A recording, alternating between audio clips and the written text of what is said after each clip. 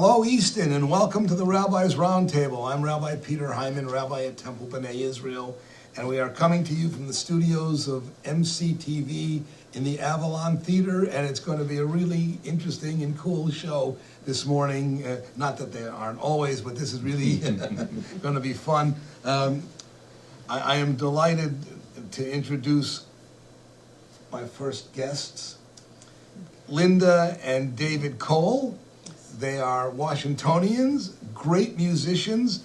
David and Linda are going to be playing at Temple. We have, some of you may know, we have the Susan and Barry Coe lecture series, and this year it's a concert series. And they will be at Temple on March 7th. And before we talk about all that, tell us something about you. We'll start with Linda. Sure. Well, thank you, first of all, for having us It's here. our pleasure. We are delighted. We're delighted. Glad to have you. Let's see, what can I tell you about me? I'm excited to be on the Eastern Shore. I had never been to Cambridge or Easton Really? for 2020. So just driving through to Ocean City. And what brought me here was the great legacy of Harriet Tubman. I was impacted by the story. Of course. And 2020, as you know, changed us all in different ways. We lost family members, but we had to change the way we lived. And for me, making that change meant that I had to restore my freedom because I thought it had been taken away. So I did that by reading a little storybook my dad gave me at age 10 about Harriet Tubman. And once I realized that she was in Cambridge, all the way across the Bay Bridge, I came here and walked the Underground Railroad. Oh, and it changed, wonderful. It changed my life. And I found David. Yeah, that's a good thing, on the too. Underground Railroad. That'll be before that. So tell us a little bit about your work with the museum? Yeah. Well, it's amazing. Our little museum is the original Harriet Tubman Museum on the Eastern Shore. Yes. Started in the late 80s. And where is that? It's on Ray Street, 424 Ray Street. And when I came here to study more about Tubman and began my walk training for my walk, I met some amazing historians, two of which have died now. And I retired in D.C. I developed housing co-ops for families in D.C. and wasn't even thinking about any of this. But it's as if I was beckoned to come here. Right. So I came here, met wonderful historians. They helped me map out the route. I walked it. And after I did the walk in 2020, September, they said, well, if you got time to walk 8 days for 20 miles a day, you can come and help us. Now, I know nothing about museums, or I knew nothing about them, or curating them, but I realized one important thing, all you really need to have to do anything is passion. Yes. And I'm full of passion. Yes. So I came here, and we're doing wonderful things. We got some grant money. I'm learning to write grants, and people are taking us seriously. Wonderful. And we have these amazing programs, walking programs. We have a strategic plan, and we say that we're going to tell the story through her faith, storytelling, music, and walking. And it's become hugely popular. And important. And important. Absolutely. Especially right now. David, tell us about yourself. Well, I'm a musician and an educator, and I started playing music in the 60s, so I got a chance to play with a lot of the groups that were popular back in the day before the advent of disco and everything. Even I played with some through the disco period. And name some of the... Well, one of the most influential guys that I played with for the longest, his name was Little Royal, and he was like James Brown's stepbrother, you know. And I mean, he was so energetic. And back in the 60s, I didn't play with him in the 60s. I didn't meet him until 79, so I played with him until his death.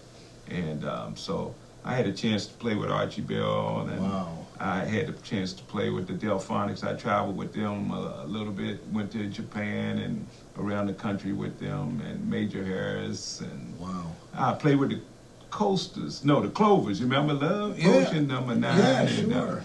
And let's see, Percy Sledge a couple of times, and a lady named Baby Washington that had a lot of hits back in the 60s, and she's still alive. She's supposed to be still gorgeous. Somebody told me she was like one of these really beautiful women, and she's like in her 80s and still. But you know, people slowed down, especially since the pandemic. Sure. It just put the brakes on everything, you know. But I taught school in DC Public School for 30 years. I was a music teacher. Wow. And my last assignment, I taught through the pandemic, and then I went in for the last 2 years at Duke Ellington School of the Arts. Oh, wow. Yeah, so my main instrument is guitar and banjo, but I played the keyboard for a lot of years too. Sure. And so and so of course, you know, I met Linda, so I had to bring that in. We met in I fell in love. Let me just tell it and get it out the way. Go ahead. Let me get it out the way. Go ahead. What was that, 2018, I was playing in this place called Jazz and Cultural Arts Society in Washington. And she was over in the corner, and I was playing, and I was featured artist, and I saw this beautiful woman, and I was like, whoa, something about her energy just struck me, you know, and everybody was in there, my family, friends, but something about that woman struck me, and so then the guy that owns the business, he's a very good friend of mine, he's DeAndre Howard. He said, I want to let her sing. Okay, so she comes up and sings, so and I'm like, it's a video of it too. And I'm looking at her, and all of a sudden, man, this attraction just got stronger and stronger and stronger. And we were doing Summertime by Gershwin, you know. And it was summertime too. It was like in July or something, and it was hot outside. And she was just bringing it, and I was like, oh yeah. So I fell in love with this woman from the beginning, even though she didn't realize it. And I kept telling her, I said, listen, I got to start. See, I walk too. I walk 6 miles daily, right? Then my foot's bothering me now. But then I saw her during the pandemic. I'm looking for a date. I'm on the online dating, and I called her up. I said, you better meet me somewhere. That's and so we cool. started walking. And, That's nice. Yeah, and that's then nice. It just snowballed from there. It took a long time. Well, you mentioned Gershwin, and you're going to be at Temple for the music series. Yes. And the theme, I'm very excited about the theme. Because, as you just mentioned, it really is an important theme. It is the relationship between Jewish composers and African-American artists. And, Burt Bacharach and Dionne Warwick. Yes. Great combination. Yes. One quick story. I went to the Hart School of Music in Hartford, Connecticut. I grew up there. And I took trumpet lessons. Not that I'm any good at the trumpet, but that's a different issue. Anyway, she was a student at that point at the Hart School of Music. She was amazing. People recognized her talent. And I would see her and wave. She didn't know who I am, but she waved back when I went for my trumpet lessons. So, but yes, this is an important topic, interesting topic. And you're going to be at Temple on May 7th, and you're going to be doing a concert and performance. Is that May? I'm sorry, March. no, not March, not May. March, Yeah. March 7th. Thank you, March 7th. Yes, yes. You want to tell us a little bit about the content? Well, yeah, sure. So we will do Gershwin. We'll do some Yes. Gershwin, and we'll do some music Barbra Streisand did, right? We'll pull in Roberta Flack because she did a lot of those songs. We'll do. Are we going to do not Guthrie? His name just escaped me. Guitar player, folk singer.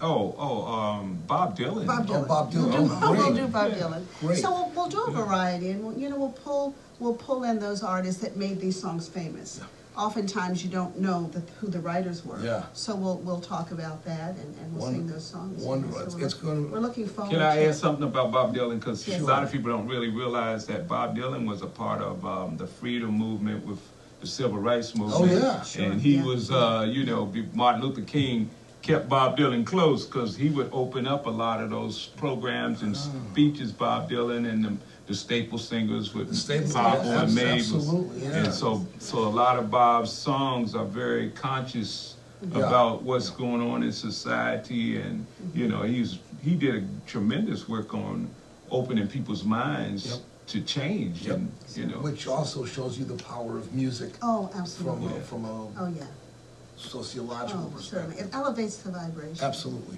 absolutely. So we'll look Well, we are excited about the entire series. We're especially excited to have Linda and David at Temple. Again, the Susan and Barry Coe lecture series, concert series this year starts on March 7th and goes from March 7th, and the 14th will be Rachel Franklin, Rachel is a familiar face in Easton. She has played often, and she's a fine lecturer, a great musicologist.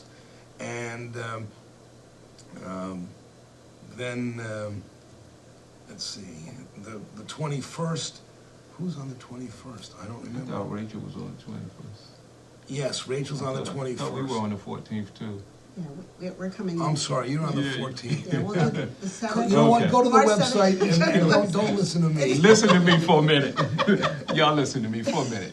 On March the 7th and March the 14th, on the 7th, we'll be doing That's right. music from the 60s. That's right. That's related to the topic of the collaboration between Jewish artists, composers, yes, and African-American performers. Yes, and then on the 14th, we'll be doing the collaboration through the music of the 70s, Right. and maybe a little beyond. That's and so, actually, on the 7th, we might want to dip back a little bit, That's fine. because it took something that you didn't just start on the 60s. Right. Yeah. It grew in that period of time when, you know, the country was in an upror, you know, Well, civil rights and human rights and... When you listen to the music of that period, and you have any understanding of music history, you can't help but hear the church.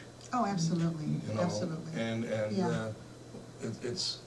it's really interesting, the great groups of that time, Certainly. how they took the motifs of the church and, Well, you know, the church is the moral compass. of course, So, of course, but in yeah. terms of how it migrated from Oh. the pulpit into, Yeah, the soul world. But when you music, think of, yeah, of the the gospel evolution into the of soul. music, Yeah. from Yeah. the slave ships to the fields, absolutely. to the blues, Absolutely. jazz, contemporary, hip hop, rap, You know, that's the You evolution. go to New Yeah. Orleans and Oh, you're yeah. blown away by that. Absolutely, So, yeah. anyway. So we're excited. Well, then the music is a melting pot too, That- and that's the thing absolutely. about America, and that period is when some of the barriers of Oh, yeah. segregation and separation That- starts to break down, and the Absolutely. music is one of the driving forces Without question. socially Yes. to Without wake question. people's It's the common conscious. denominator. Yep. Yeah. Common denominator. So we want to bring that Yes. spirit in. You will, We're and- just going to bring some good music, Yes. We're excited. thoughtful music, and We're impactful excited. music. Yes. We have been talking with Linda and David Cole, and as David just said, they'll be at Temple on the 7th and the 14th for the Barry and Susan Cole Lecture Series, concert series. Yes. And we're excited to have you, and maybe I'll bring my marimba, but I'm not Oh, sure. that's good. That's good. We're going to have a great band too. We didn't talk Yeah, about I'm- the You other bring your band. marimba, I'm not because doing I it. can No. do some of the drifters or something That's like right, that. And that's right. You can, I know. You can add that touch. Thank you for being here. Thank you so Thank much. you so Thank much, you. Rabbi. Thank you for having us. Thank you. Easton, we will be back. Sorry, we will be back momentarily. The Avalon Foundation and MCTV programming is proudly supported by Easton Hardware and Floor Covering. Since 1939, we're still there and we still care. Did you know? MCTV programming is available online.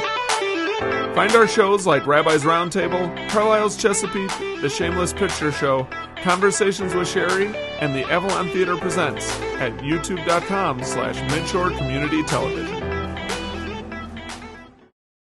And we are back. And again, I'm Rabbi Peter Hyman. You're seated at the Rabbi's Roundtable, coming to you from the studios of MCTV in the Avalon Theater. And my next guest, sorry, is Bill Shreves. And Bill is president of the Bay 100 Community Volunteers. Bill, thank you for being here. Thank you. Let's get started. Well, the Bay 100 Community Volunteers is founded on the principles of neighbors helping neighbors. It was founded in 1999 to address a specific need for a small community in Shorewood, Maryland, and it has grown, and you've expanded it. Yes, So tell us a little about yourself, and then we'll ask some questions. Certainly. My wife Jean and I have lived on the Eastern Shore since 1999. Actually, we grew up on the Virginia part of the Eastern Shore.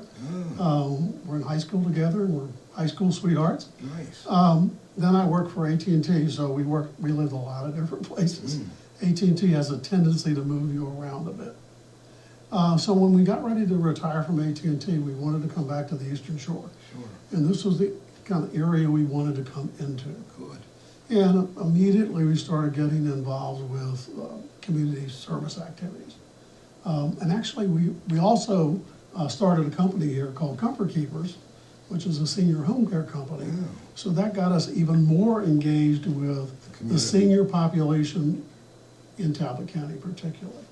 So what services does Bay 100 community provide then? As you mentioned, we started in 1999. So we're in a way a well-kept secret. But we were that intentionally because we were a neighbors helping neighbors sort of an organization. After we finished the work we did down in Sherwood, we began expanding out into the other parts of the shore. But the name came from the fact that we started in the Bay 100 area. By 2 or 3 years, we had become a 501c3 nonprofit and started providing services all over Talbot County, anywhere in Talbot County. Home repairs. I was going to ask what. And wheelchair ramps mainly. Oh, okay. So home repairs, anything that it takes to help a person remain safe in their home longer. Oh, so maybe it's just a grab bar in a bathroom. Yeah. Maybe that's all it takes for them to be able to Sure. stay at home.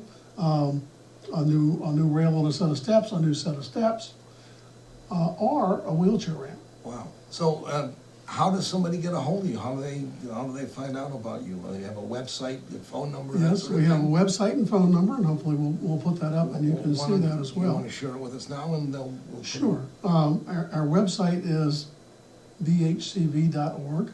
BHCV.org. Yeah, Bay100communityvolunteers.org. Okay. So you can go there and find out about us. You can also call 410-745-9243 to talk to us. Most of our referrals for a long time have come from the Talbot Health Department, from the community home nurse that's typically visiting clients in the home and see a need for something. So that's where our referrals have come from, although more of our referrals now are coming through the website or directly to our phone number, because people are starting to recognize us. And again, who's eligible for these services? So we are a financial needs organization. We are a nonprofit, all volunteer, so we have no paid staff, so most of the funds we collect go directly to the programs we run. Okay. We use the HUD income limit guidelines to determine eligibility. So most of our many of our clients are elderly, females, usually living on Social Security, in their home, maybe making $1,200–1,500 a month in Social Security, can barely pay the bills, let alone fix a leaky roof or put in a wheelchair ramp if they need one. So just as an example, an individual living alone at home, the HUD guidelines are $3,000 a month or less. So we obviously that catches most of the people who are living on Social Security. Wow. So that's, and our process is simple. Yeah. And we have a simple intake process. Somebody calls us, goes to our website, we go out and do an intake, and it's a very simple process. Some organizations have fairly complicated processes for this. We don't. And how many volunteers do you have? We actually have about 30 now, which is wonderful. In the last 2 years, our volunteers have about doubled. That's terrific. That's really cool.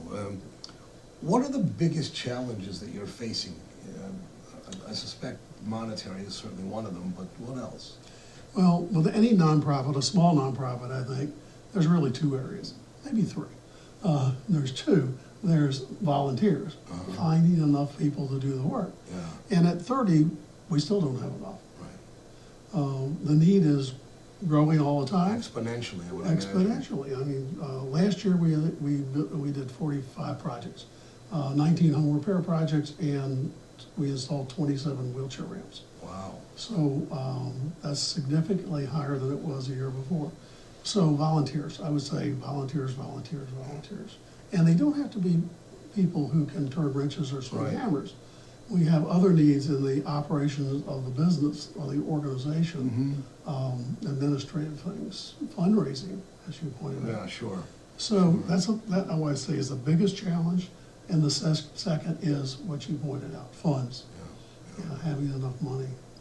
We know when we started the modular aluminum wheelchair ramp program, first we used to build wooden wheelchair ramps, and would build 2 or 3 a year. That's how much resources we had. And about 4 years ago, we started doing modular aluminum ramps. They're fully ADA compliant, much less resource intensive. They're temporary, so there's not a permitting process to be concerned about. Oh, good. This week, we installed a ramp yesterday for a resident of St. Mark's Village. We did it in 19 days from getting the referral to putting the ramp in. And putting the ramp in took about 2 hours, start to finish. What's the cost, I mean, roughly, what's the cost of putting in a ramp? They vary based on the length of the ramp. Okay. But there's another component. Our process is we provide the ramps at no cost to the person who qualifies. Oh, okay. So it's no cost at all for them, as long as they need the ramp. And when they no longer need the ramp, we go back and get it and reconfigure it for somebody else. This year we've installed 4 ramps at this point in time, and we've recovered 1. Okay. So the process, that's how the process works for us. And you asked about the cost. Last year, the average cost of a ramp was $2,700. Wow. That was driven by the length of the ramp and whether we have recovered materials to use to reduce the cost. Right.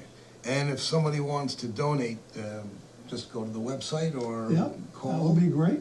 And if you'd like to volunteer to be a volunteer, we would love to have you go to the website. There's a section on the website called Support Us, and it's about funds, and it's also about supporting us by volunteering.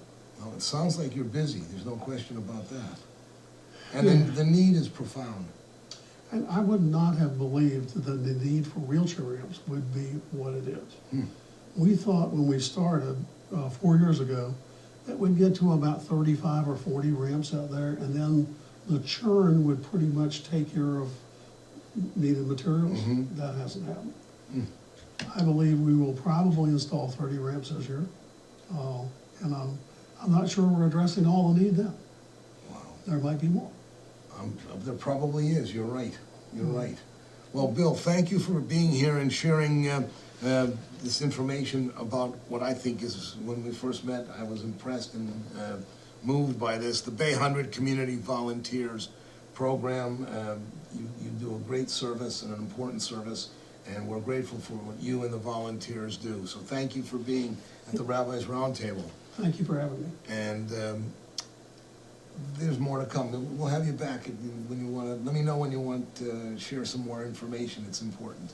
Okay, thank you. And Easton, you've been seated at the Rabbi's Roundtable for an interesting and delightful and informative session, and I appreciate the staff and at the television station MCTV and at the Avalon Theater. Thank you for joining us. We'll see you next time on the Rabbi's Roundtable.